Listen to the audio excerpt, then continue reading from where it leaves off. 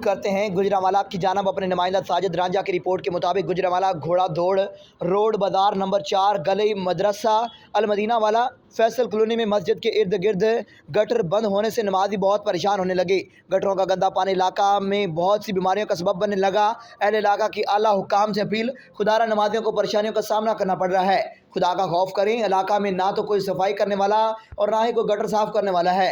कई दिनों से नमाजी परेशान हो रहे हैं। लोगों का कहना है कि अगर ये तब्दीली तो हमें नया पाकिस्तान नहीं चाहिए। Sajid Ranjha, crime reporter, MD news.